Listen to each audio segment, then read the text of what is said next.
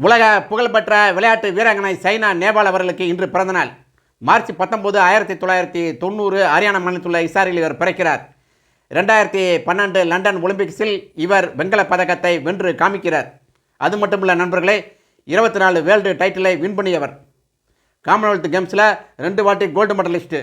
Individual பேட்மிண்டனில் Commonwealth கேம்ஸில் gold medal win பண்ணுறது அவ்வளோ சாதாரண காரியம் கிடையாது. என் அன்பிற்குரிய நண்பர்களே, 2010, 2012 இவர் வின் பண்ணி காமித்திருக்கிறார்.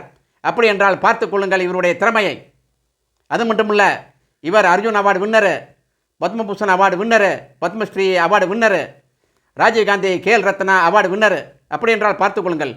இந்த வெற்றிக்கு காரணம் இவருடைய விடாமுயற்சியும் கடுமையான பயிற்சியும்.